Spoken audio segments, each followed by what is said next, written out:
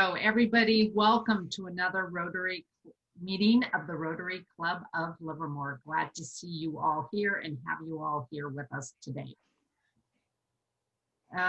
So let's see, I'm going to look at the participant list and I'm going to just ask,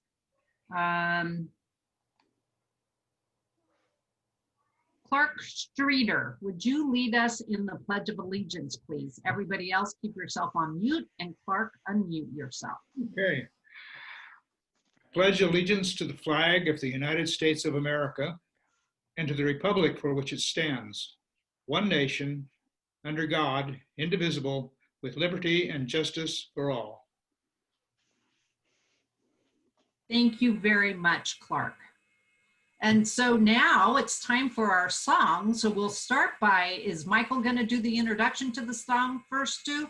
I think so. Okay, so Michael, give us a little bit of background on the song. I wore my smock, so I look like I'm a carpenter. And when I was a sophomore, I guess, 8th grade at Aptus Junior High School in San Francisco, I took wood shop, and I have to show you my fish that I made in wood shop. Uh-oh, can't see my fish. We're going to start the song, I guess. Sorry, I'll stop it. Go ahead, show your fish. Okay, I was really proud of my fish, and on the back it says, well, you can't see that. Where's my thing? It says to Mom from Mike. All right, so wood shop is very important. So this is, you know, grants and mini grants, and I figured why not talk about wood shop. So here's wood shop. So, whoop, wait a minute. Okay, here's wood shop.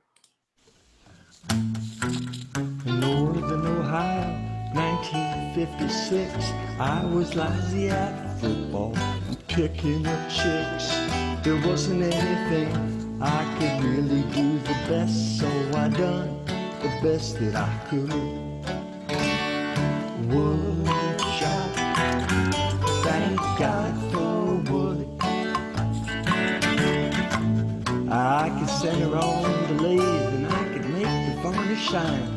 The teacher couldn't make as good a lamp base as mine. My parents came on Parents' Day. They saw my work and said, "You ain't a Weinstein, oh nobody's good."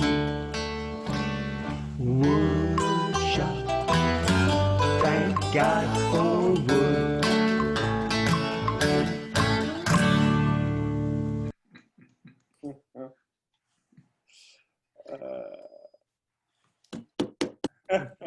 Thank you very much, Stu and Michael, as always.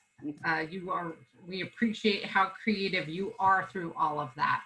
So up next, I'd like to invite Chuck Hartwig to share a thought for the day.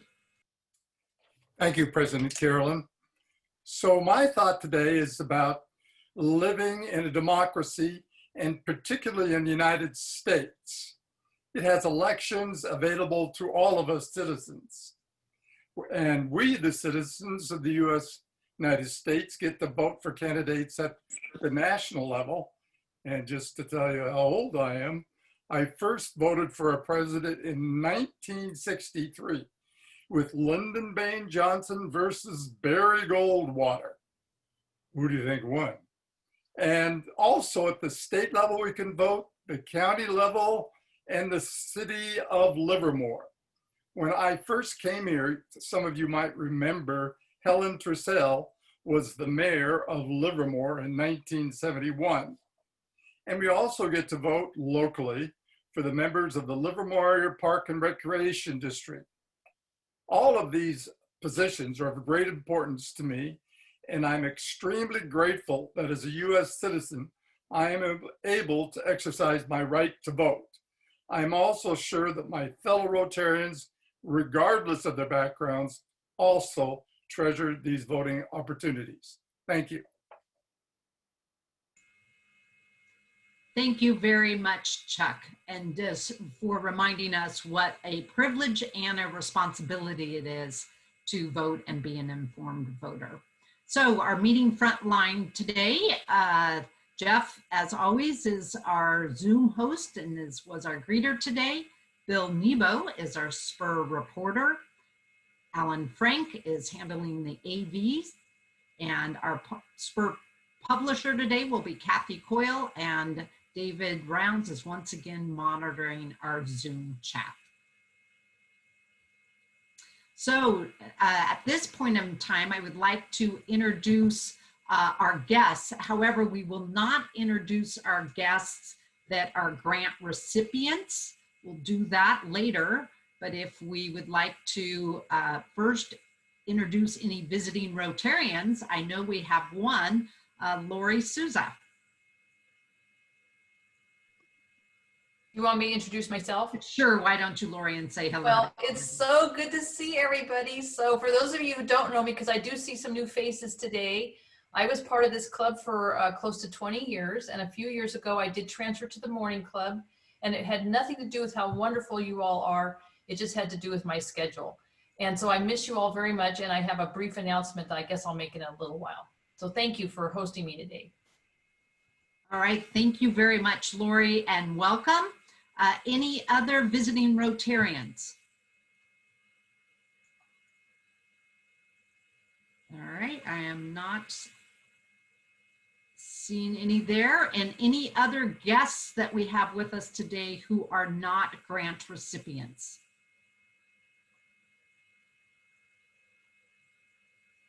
All right, so we will hear from all of our other guests later. So moving right along. So as you recall, remember last week I shared that I did finish walking all the streets in Livermore. You can put in the chat who remembers how many miles that was. We'll see if anybody remembered that correctly. Yep, Jeff was right. It was 499 miles. And then here's a photo for today.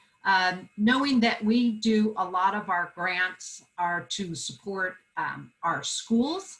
I thought I'd share the photo that I snapped of Leo Croce School. So not only just because it's one of our wonderful elementary schools in Livermore, but I'm really reminded, I took a moment to actually fondly remember our fellow Rotarian, Leo Croce, and all that he did for our community and as a club member.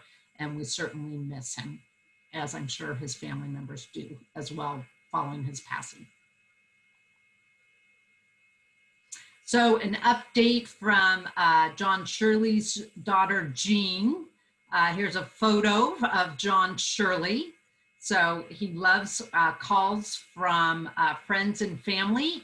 And if you do send John a letter or send him or send him a card, make sure if you'd like to get updates to include your cell phone number or your email address, and his caregiver Patrick would be happy to share those, share updates with you.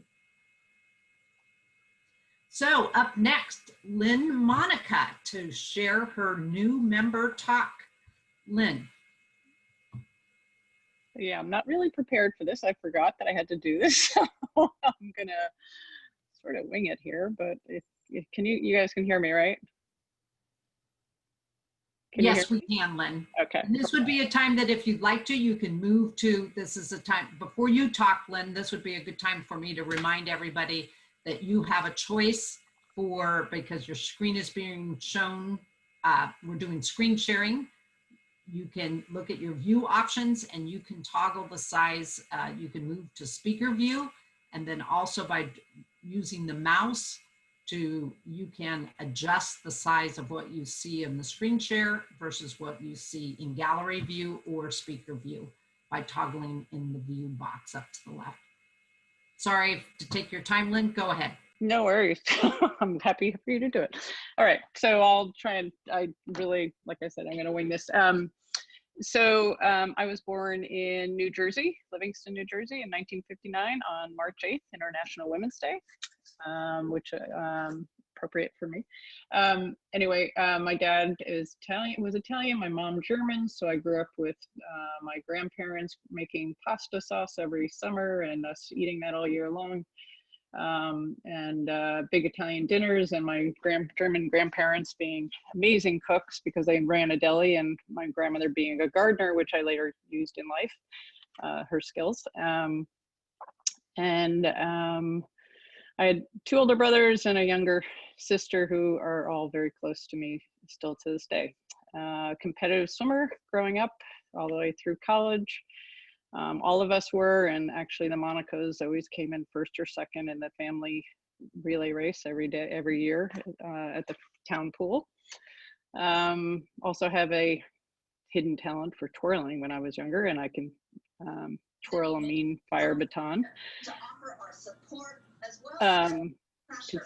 Somebody's talking? Yeah, if everybody. Is somebody talking in the background? On mute. Thank you. Sorry. Anyway, that's not me. Anyway, also, so growing up, I was good at math and puzzles, ended up going into University of New Hampshire for electrical engineering, got my BS degree.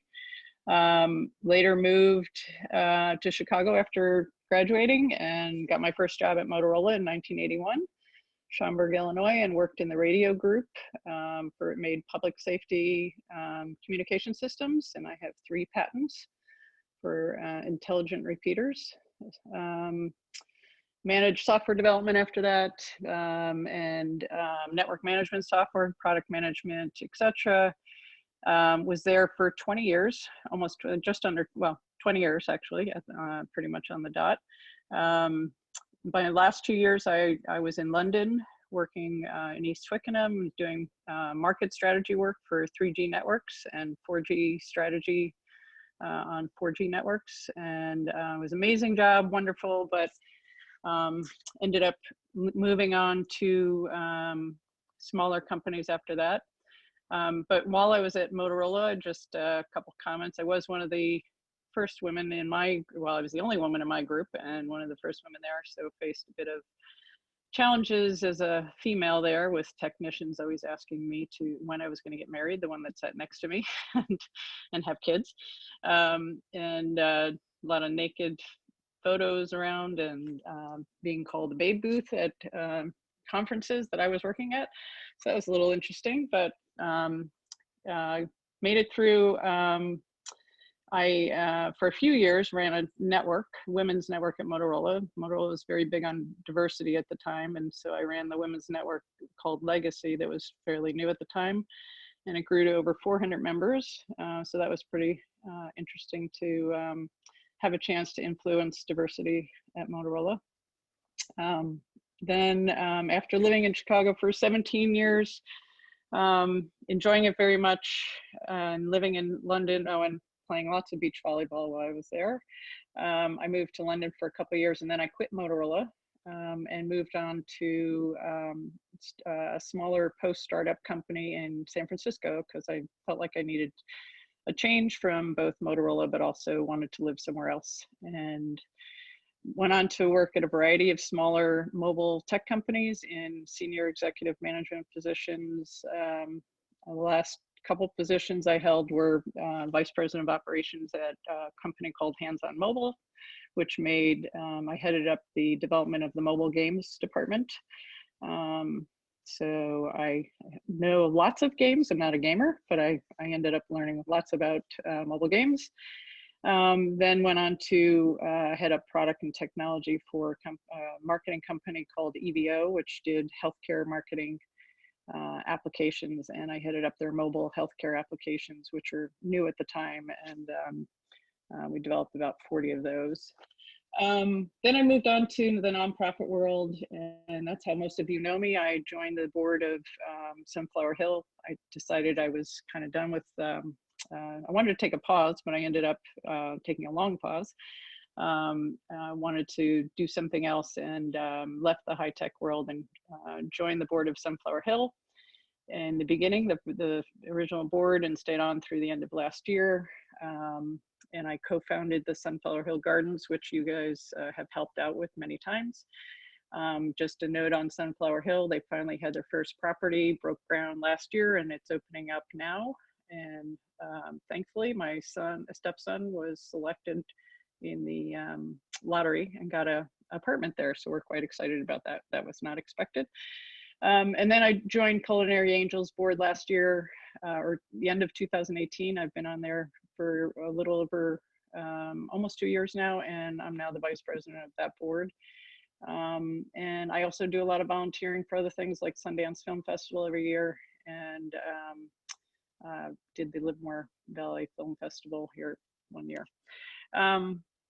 Traveled a lot, done a lot.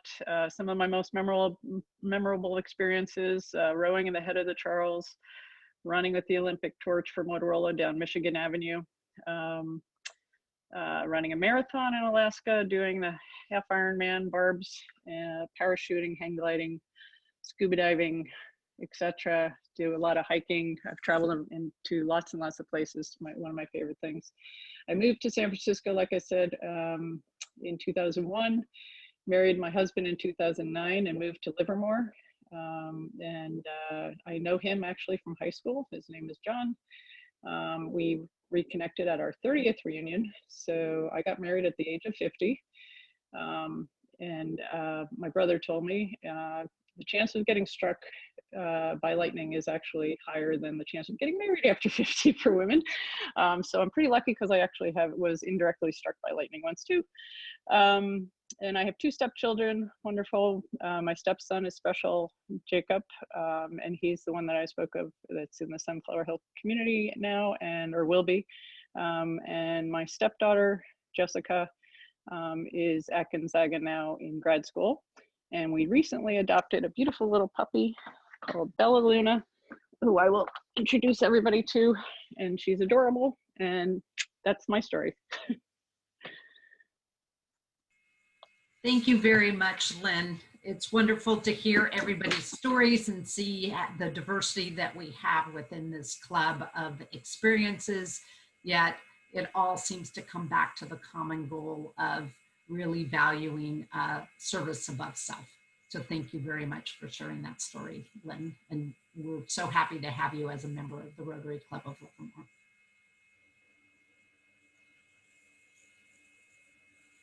All right, so as I announced a couple weeks ago, we have an update since our crab feed was canceled.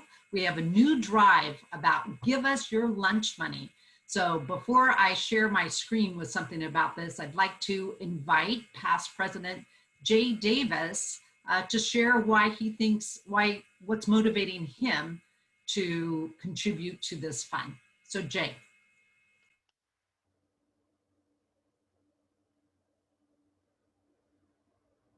Jay, you're on mute.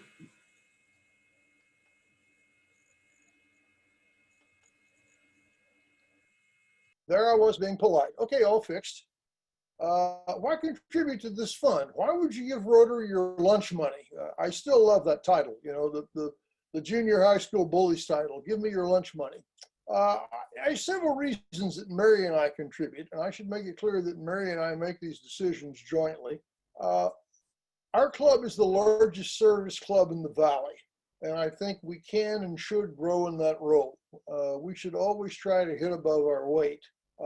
Creating this dedicated fund at the board that the board can use by placing a dedicated fund at the foundation gives us the muscle to do significant new projects. And I encourage the board when we talk about it to think of, you know, a significant project is $5,000 and up. And to know that we have funds for our existing ongoing projects like the grants you'll hear about today, the music scholarships, however the encyclopedia project comes out, it makes it a little easier for the board to build and execute the annual budget for the president. Very sadly, I think, our opportunities to contribute with our hands and labor in the community are likely to be diminished for at least a year. And I don't like that. I love to get out there, put my hands on things, whether it's cooking, whether it's building. Far too much of my career was sitting at desks or behind computers. So it's good to get the body out. But I think our contributions are likely to be cash for a while. Given the tragedies of this year, the fires, the virus, and the spillover effects into everything from children's nutrition to schooling, I think that local and regional needs are sure to be large. I think we should step up to those. If you give your lunch money, creating a large reserve lets the board approach these and other opportunities in a strategic manner. They don't have to do it episodically or come back to us as a club in hand-to-mouth fashion. I think they can think in a bigger way. Finally, as I'm a fundraiser, you certainly know me in that role. I hope that if you become accustomed to contributing in these amounts, you're likely to continue to do so even when you can buy lunch again. One of the things I've learned is that giving habits are sticky. When people develop them, they tend to continue with them. So I think that's a reason to start. And finally, I have a very simple personal reason. I much prefer to write one large check a year and feel good about it and let the board and other people handle that money and not be nickeled and dimed by little requests all the time. Certainly all of you in the last 90 days of the political race have probably, like me, discovered that 2/3 of your email is requests for $7 in the next 2 hours or things equally inane. I tend not to respond to those. I give large amounts occasionally. So I would encourage you to give Rotary your lunch money this year. Thank you. Thank you very much, Jay. And I'm going to take the opportunity to share my screen with you for just a moment. So what you're seeing is our club website. So if you will recall, when we announced this lunch money fund, we have set up a fund with the Rotarian Foundation of Livermore, which allows the donation of your lunch money fees. And remember, we calculated that to be about $580 that we collectively have not spent on meeting together in person and paying for lunch. And so you can simply go to our club website, click right here on the lunch money fund, and be able to contribute. And this is your way to contribute online. You can either make a one-time donation, you can split, as we suggested, half of the money in 2020, half of the money in 2021, or there's addresses down here that if you prefer to send a check. I know we have some club members who like to make charitable contributions from their retirement accounts, from their 401k or IRA accounts. You can do that because the Rotarian Foundation of Livermore is a 501c3 public charity. So you're able to direct donations there as well. So remember, it's easy to do. And then with that online giving, you can also set up if you want to make a monthly contribution rather than at one time. So up to date right now, and I should have this number in front of me, we're already over $4,000. So I just invite you all to participate, and thank you to all the club members who already have done so. Okay. Carol, is that the name of the account at the Rotary Foundation of Livermore? The name at the account is specifically the Rotary Club of Livermore Restricted Fund. Okay, thank you. You're welcome. So to make that clarification, when you click on that, that's what you're going to see, the restricted fund for the Rotary Club of Livermore. And so next up for the district news, as I shared before, events still are happening with the district. They're just happening online via Zoom like we're doing now. And next Saturday, October 17th, is the Avenues of Service. This is your opportunity to see kind of project fairs and also network with fellow Rotarians throughout the district. Registration is required. So the registration link is right here. If somebody could copy it in the chat as well, I'd appreciate that. And the opening keynote address will be by Heidi Kuhn, who's the founder and CEO of Roots of Peace. And she started an organization that wanted to address areas where landmines were and replace, have those landmines extracted and plant grapevines. So as Jay shared with us earlier, we all live in a valley full of grapevines and know the beauty that those bring. Also wanted to let you know, a couple club members have asked me, what about fire relief? So that will be definitely one of our areas of support with the funds that are contributed to the lunch money fund. So to this restricted fund, the district is setting up a task force to provide for clubs lists of places that are doing fire release efforts throughout our district and beyond. We just know throughout California, as you're all aware, there are going to be many, many needs for fire relief, whether that's we're back to the Paradise Fire that we supported before in Butte County, north and south of us. The needs, as Jay said, will exceed what our funds are, but we'll definitely take a look at that.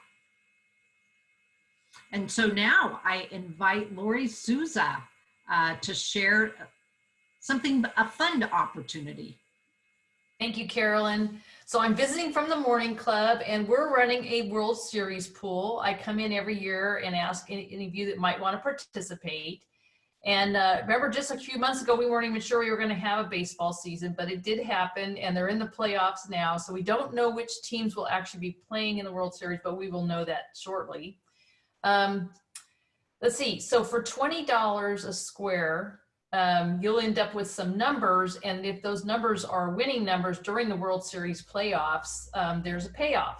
So we actually distribute $1,000 in winnings. And the size of the winnings depends on how many games are played in the World Series. And so if it's a 4-game series, the $1,000 gets divided across 4 games, and each winner will have $250. And it goes all the way till, if it's a 7-game series, then each winner gets $143.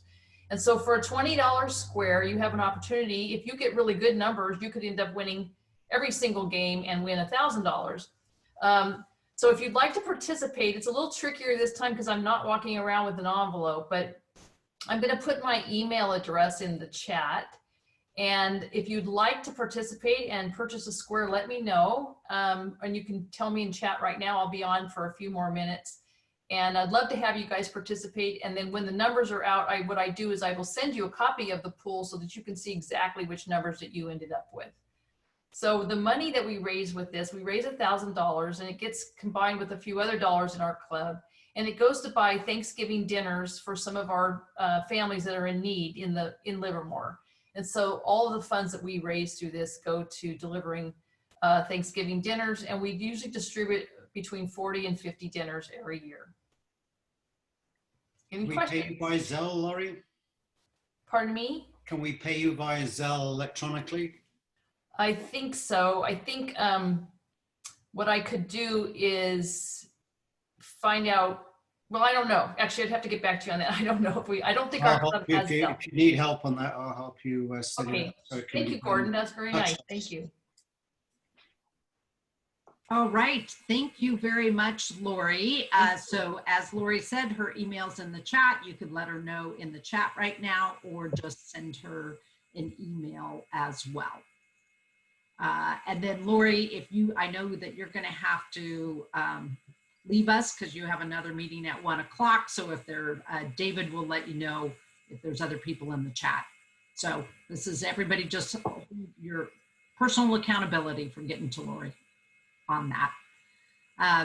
So now I would like to invite Marianne Rosa to talk about our club grants. And just one more reminder here, with the screen share, especially through this process, we'll want to watch our grant, be able to see our grant recipients. So if you go up to view options, you can look by doing side-by-side mode. You can check whether you want speaker view by the view option. There's usually a little grid pattern, or whether you want gallery view, and then you can have the choice to toggle by scrolling your mouse down to the line that pops up between the gallery view and what you're seeing on your screen. So Marianne, I hand it over to you. Okay, good afternoon, President Carolyn, fellow Rotarians and guests.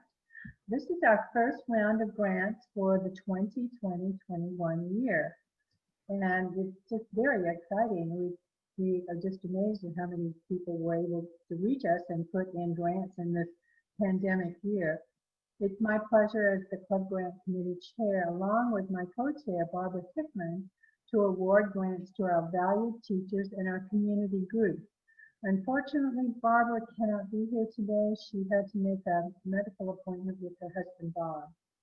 I would first like to recognize for the great work and commitment of their time our committee members, and that's Pat Coyle, Sheila Caggiano, Cal Garrett, Kimberly Grundle, Jim Hannon, Patricia Lord, Neil Runge, Randy Schwint, Hank Shea, Carl Streeter, Clark Streeter, and Kathy Streeter. I also want to acknowledge at this time our partner for the teacher grant, our Livermore Valley Education Foundation representative, David Darlington. So David, are you in the house? I'm always in with you guys. Great. Go ahead, you have the floor. Great. Well, good to be back. A little different venue, but the work continues. Obviously, because of the COVID pandemic, along with everybody else, our fundraising has been challenged. So all of our big events we've not been able to do this year because it requires a lot of bodies. But we're looking at different things that require less bodies in a room. One of the things we did last week was we did a trivia contest that was hosted by a group out of Chicago. We were hoping for 17,000 people, but we only had 36, which was fine. But the bottom line is it was for an hour. We did Pixar. How was your Pixar knowledge? And it was great. People loved it. They said, when can we do another one? So we're thinking about doing something like every month. It's something that the family can participate in. Everybody at a home can have their own device and participate. We'd love to get, a couple hundred people to be able to do that.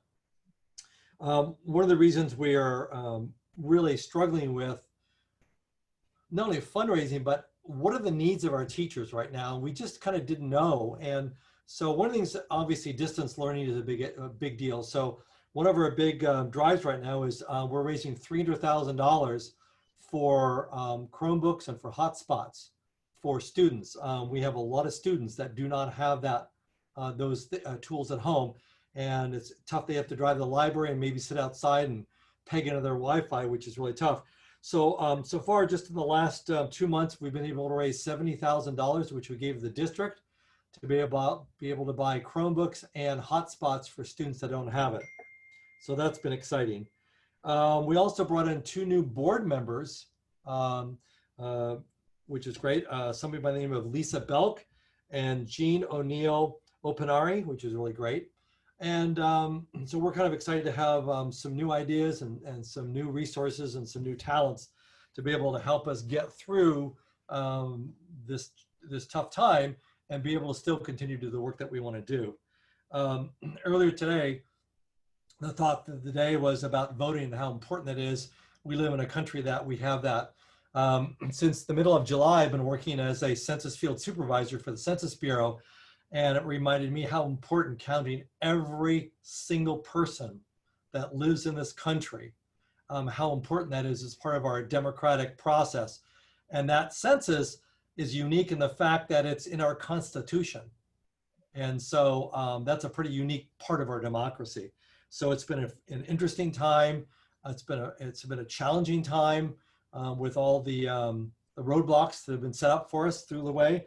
But here, just in the Valley area, we are 99.8% counted. So we feel pretty privileged. But there are a lot of other places in the country where counting people has been a challenge, especially in the South. So we have a lot of our people that go door to door. They're actually traveling to other parts of the country to do that. But again, I feel grateful that between their ability to do our census and to vote, I feel really privileged to be able to do that. The Livermore Valley Education Foundation has committed the same amount of funds we did last year for the grants for both the morning and the noon Rotary Club. And so we're really excited this year that of all the grants submitted that LVEF is eligible for, we're able to provide a total of 10 grants in the amount of $2,610 for some very interesting and unique things that we might not necessarily have done, but we're pretty excited about it. So anyway, that's all I got. Thanks for listening to me yap. Okay. Thank you, David, very much. Without the support of LVEF, our Rotary Club could not be near as generous with our grants because they participate with every one of our sessions greatly. So thank you again, David. We received 26 applications and totaling 16,126. So we could have only had one session if we had wanted to and given all the money away, but basically we had some grants that we didn't participate on and picked the ones that really made the most sense for right now. So anyway, the district also funded 2 of the grants. The district is another of our partners, so we can spread more funds around with their help too. So at this point, hopefully we can go into our teacher and community groups. The first one is Jeanette Billingsley. Is she in the house? Jeanette there? She said she might be a little late. She said she was going to come. I do not see her name yet, so. Okay, all right. She may come in later, so I'm going to skip to the next one. I'll put a little note here to come back to her. How about Zachary Rodicki from Livermore High School? Hello, everyone. Hi, you're on, Zachary. So thank you all so much for this opportunity. This is so exciting. Currently at Livermore High School this year, we're working on a wellness center. And so we have a physical wellness center that we're furnishing. And as you can see on the screen, there's a lot of things that we could really benefit from.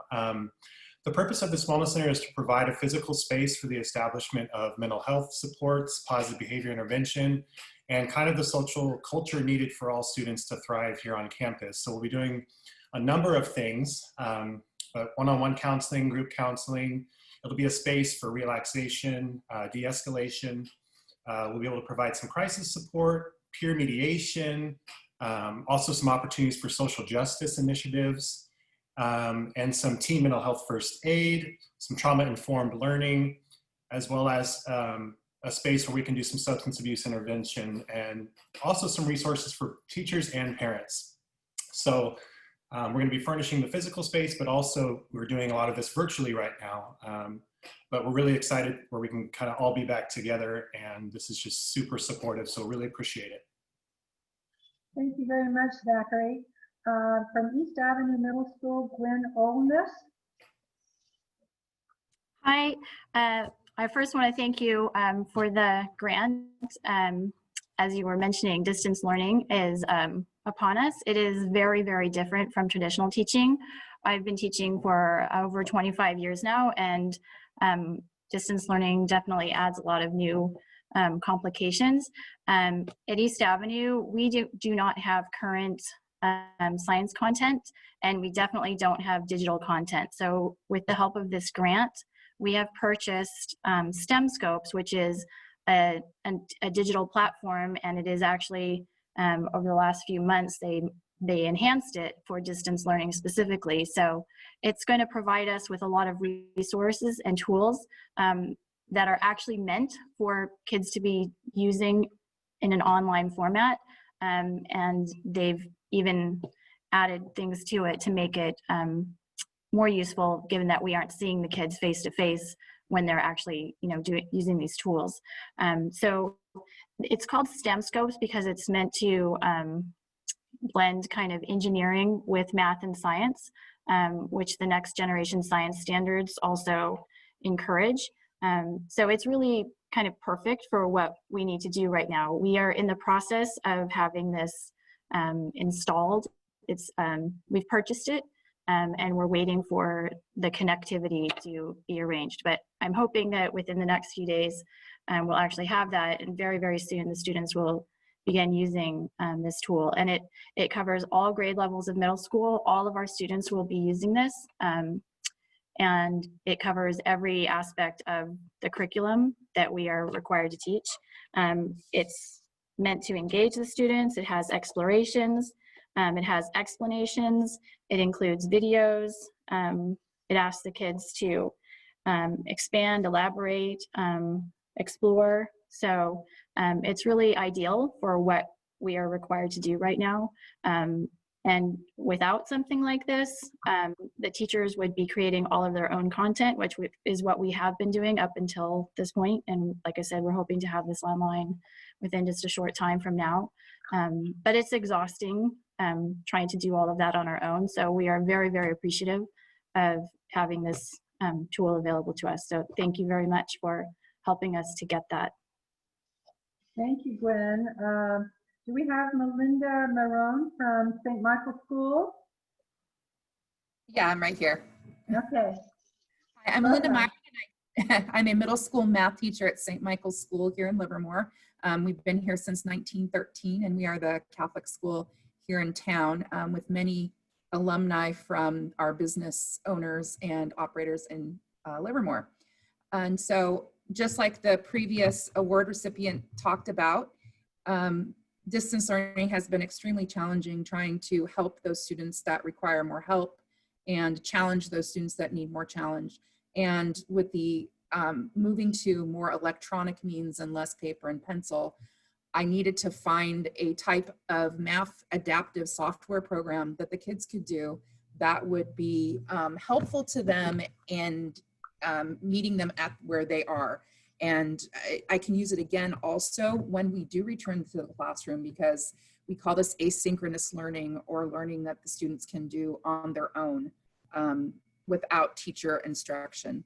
The beauty of Math Buzz, or Buzz Math, I'm sorry, that I love is that it has a teacher tracking component to it. So I can see how my students are doing, and I can direct their instruction to best meet their needs. So that is, I'm so thankful to you all for helping us buy these subscriptions. They're $10 each per student. And so it should cover our entire 5th through 8th grade to help them with their mathematics. Thank you very much, Melinda, for being here today. I really appreciate it. Lynn Woodring, are you available? She's hoping to join after 1 o'clock, and it's after 1. Is Lynn there? Okay, I'll come back to her. Yeah, I don't see her name in here, but okay, if well, she let's comes on, move I'll on send to you. the next one. Chloe Mopat is not going to be here today. She has a vocabulary program that she wanted to buy for her students, and she was sorry she had to teach it this time. Also, the next one, Rachel Cordera, she also cannot be here. She's a middle school teacher, and I thought this was very exciting. She's setting up a saltwater aquarium that needs supplies to maintain and track the aquarium water, and it's a science experiment. And I just thought that sounded just really, really interesting. Sorry she couldn't be here. Danica Wu, at Maryland Avenue School. The district took care of that for us. Then we have Grace Hirsch. Is she here? She was hoping to be here today from Maryland Avenue School. Here, not here. Do you see her?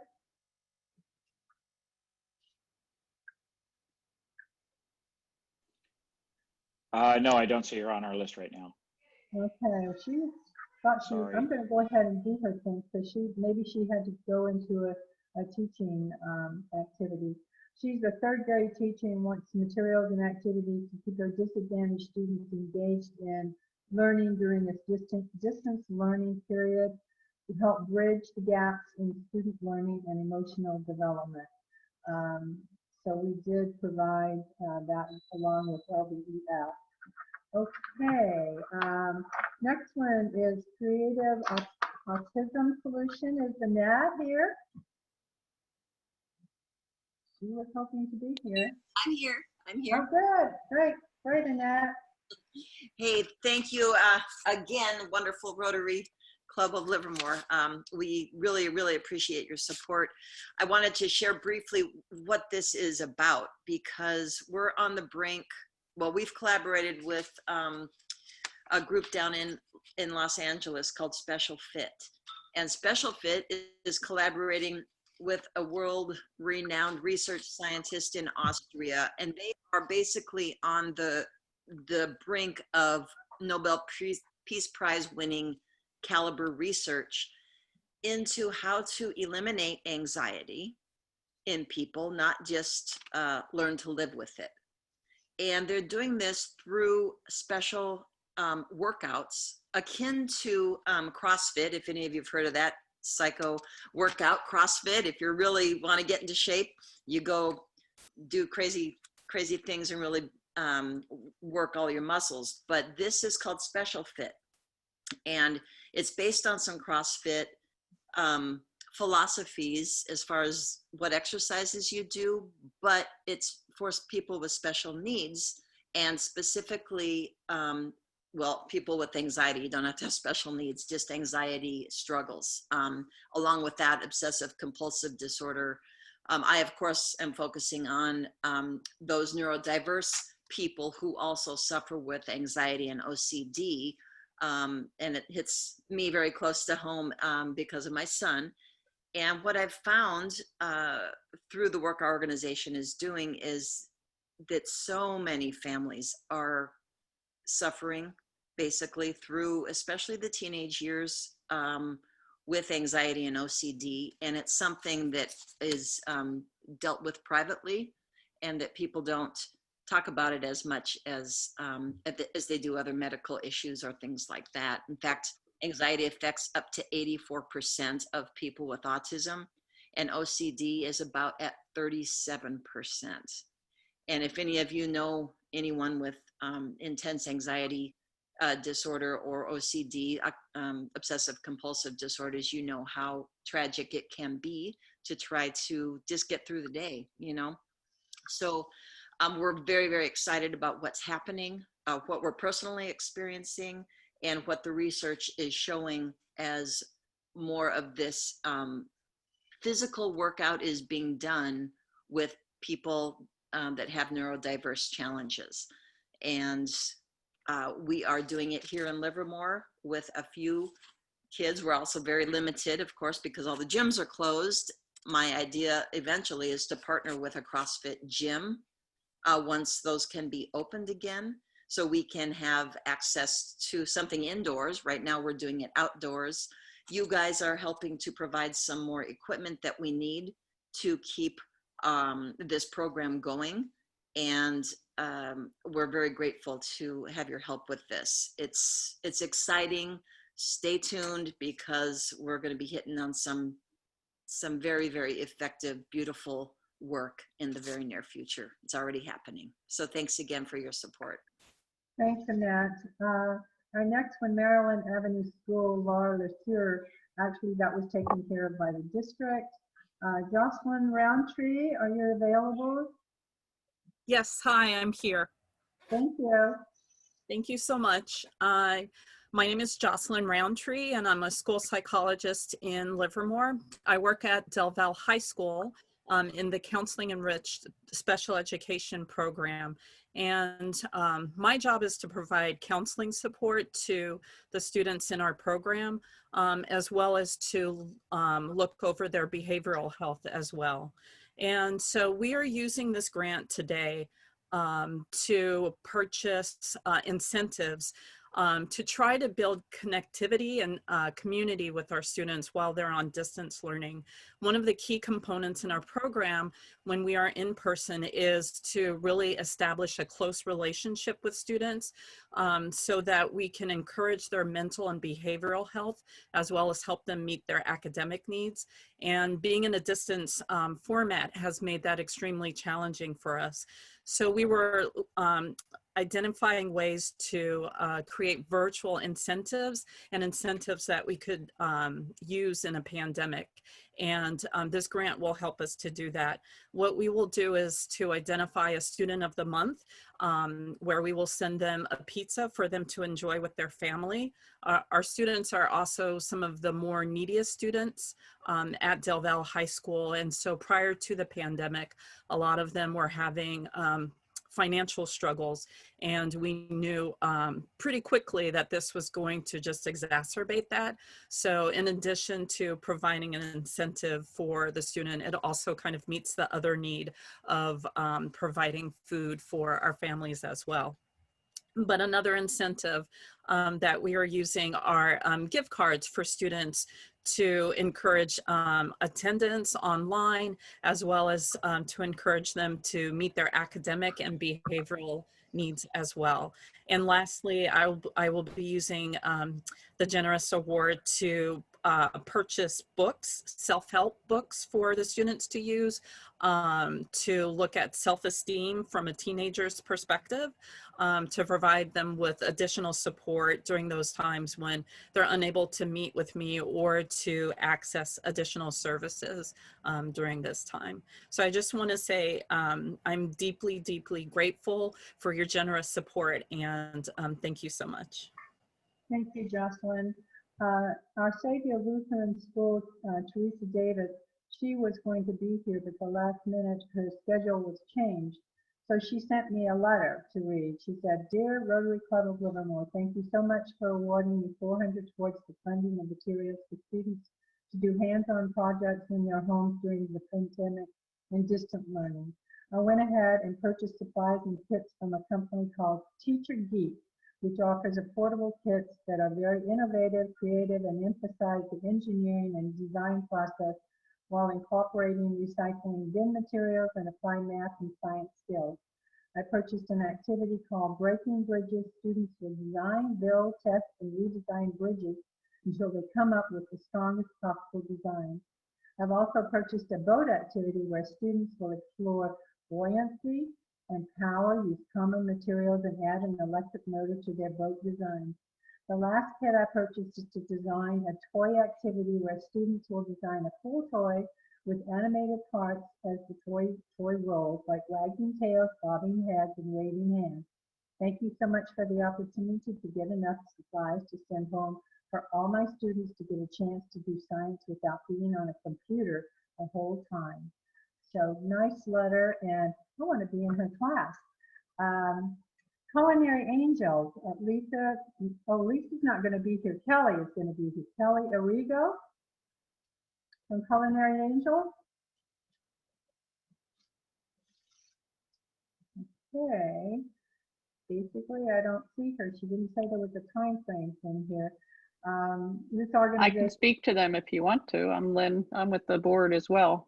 Okay, you If you want to want. have a minute here? Yeah, go ahead. Yeah, so Culinary Angels provides meals for people going through medical challenges, typically, or health issues, and people typically going through cancer treatments. And so they provide meals for 3 months, and then they continue on if they need to. And this money will go to help continue to feed those going through those treatments. So. Okay, thank you very much for stepping in. Next one is Junction Avenue School, Clarissa Adas. Is she here? Yes, I'm here. Hi, Alyssa. Hi. All right. Well, first of all, thank you so much for this. So I'm Clarissa Adas, and I teach at Junction second grade DI students. So I'm part of the Spanish side. They're in the program where they're learning Spanish and English.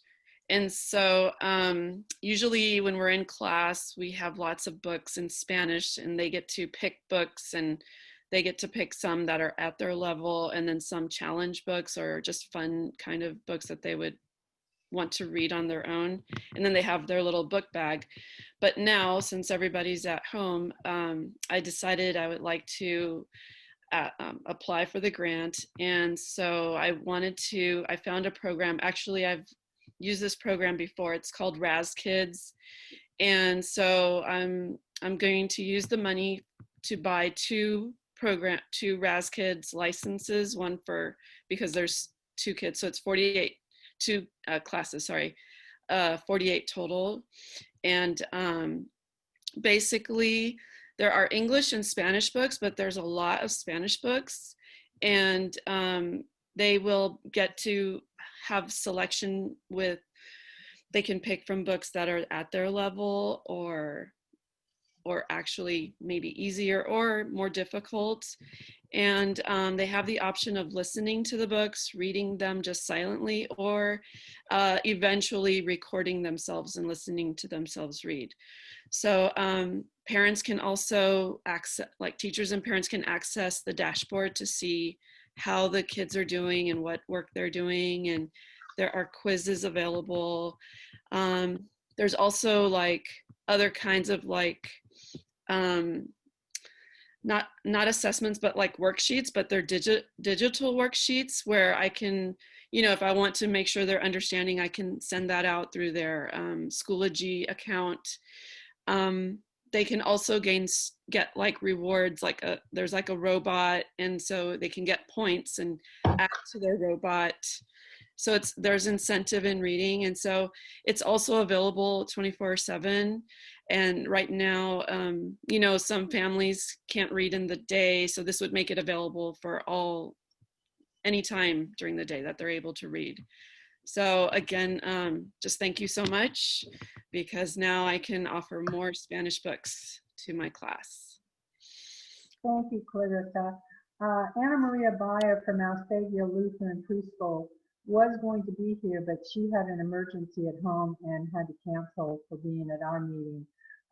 But she wants playground equipment so she can build large objects and allow STEM to occur naturally outside. So I hope her emergency turns out to not be an emergency. Next is Lawrence Elementary, Kelly Silvera. She said she was going to be here. Are you in the house, Kelly? I am here. Thank you. Go ahead. Yes, so thank you. I wanted to thank both the Rotary and LVEF for our grant. What we would like to do, so our first grade team, at our school at Lawrence, we have a really great art program called the Lawrence Elementary Art Program, or LEAP. And it's primarily run by parent volunteers, and they come and teach really great art lessons for our students. And they use all kinds of wonderful mediums for these art projects. And we wanted to continue these projects for our students during distance learning, but it was really cost prohibitive for us to purchase all of the different supplies and materials that we would need to do this, to send home to every student. So we, in our grant request, we had asked for all of the supplies: oil, pastels, art chalk, cardstock, the good markers, and so this way we can send home a little care package for each of our students, and we can then teach them these art lessons online during distance learning. Okay, thank you very much, Kelly. Thank you. LARPD, Matt Susi, is he here? General Manager? Hi, everybody. Yes, I'm here. It's good to see you all again.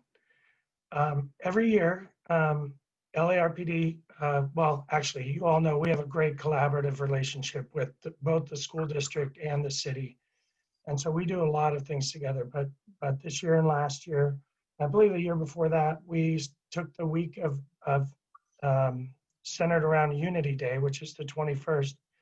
The week centered around that, we do a whole bunch of anti-bullying campaigns, targeting the schools, mostly in the areas around the schools. This year's going to be a little bit different because of the distance learning, so we're doing some remote activities.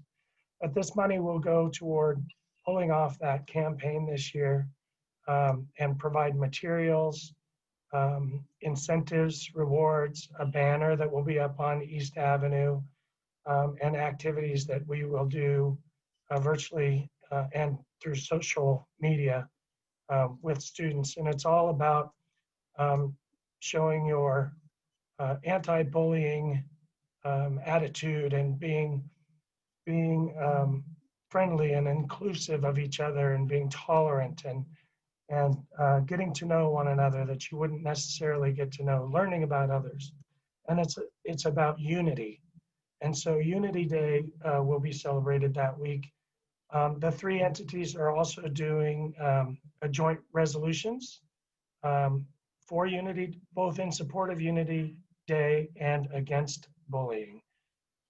So we do these things collaboratively to show the strength of the Valley, the strength of all of us, and we very much appreciate the Rotary grant, the Rotary Mini Grant, and your support. Thank you. Thanks, Matt, for putting on this great program. Rancho Las Positas, Amy Dupuy, is Amy here? Yes, There you I'm are. Hi. Hey there. My name's Amy Dupuy, and I teach 4th grade at Rancho Las Positas Elementary. And I'd like to thank you for the contribution of Rotary and LVEF for my request. And as a lot of people have mentioned in these challenging times, a lot of programs are suffering with the distance learning. And one thing that our 4th grade team does here, myself and 2 other teachers, is we do weekly 4th grade rotations where we swap our kids and they get to have some different experiences, art being one, math enrichment being another, and PE being the third. I teach the PE portion.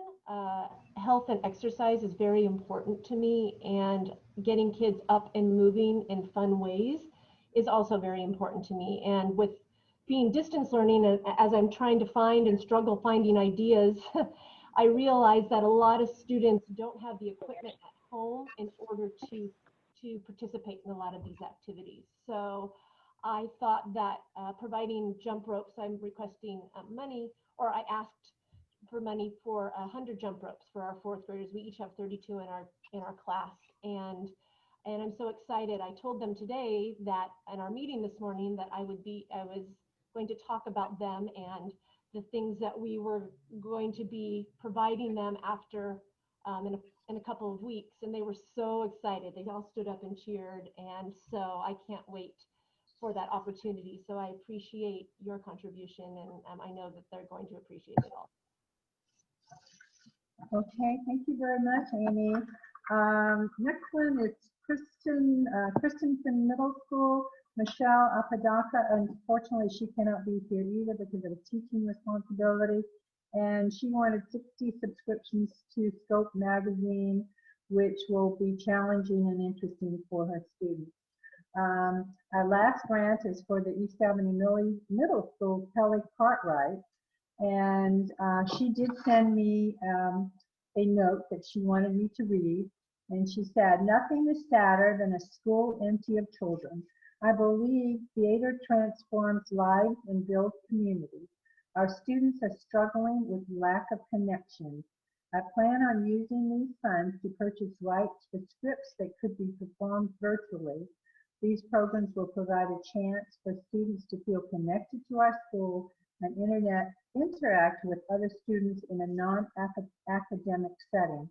The students and I thank you for your generosity in supporting such a needed program." So I was sorry Kelly couldn't be here. I thought that was a very exciting program.